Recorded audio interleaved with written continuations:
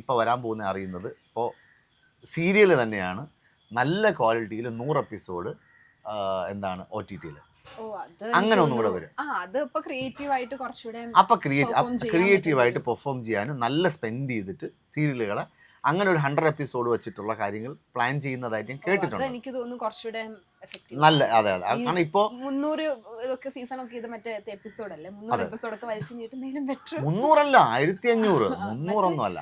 ഏതൊക്കെ ഉണ്ടായിരുന്നല്ലേ 3 വർഷമൊക്കെ പോയത്. അതെ അല്ല 3 വർഷം ഞങ്ങൾ 3 വർഷമായി. ഇപ്പോൾ ശരിക്കും പറഞ്ഞാൽ ഏഷ്യാനെറ്റിൽ 1-2 സീരിയൽ 5 വർഷത്തിന് മുകളിലായി. അതൊരു പോയിന്റ് കഴിയുമ്പോൾ പിന്നെ കഥയില്ലാത്ത സാധനം. പിന്നെ വീട്ടിലെ അമ്മ, ഞാനിപ്പോൾ അമ്മയുടെ അടുത്ത് ചോദിക്കും, ഞാൻ അമ്മ എന്തിനകത്ത് കണ്ടോണ്ടിരിക്കണെന്ന് ചോദിക്കും.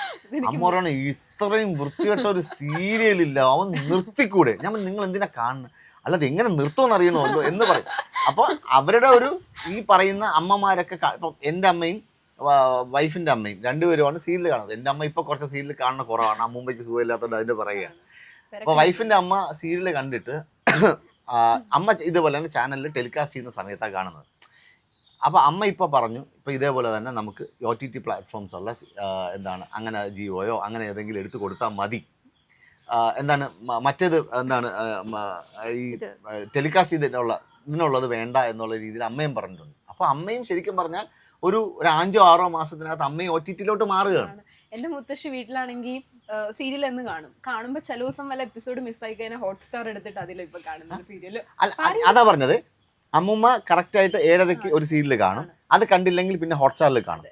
ഇത് കണ്ട് ഹോട്ട്സ്റ്റാറിലോട്ട് മാറും.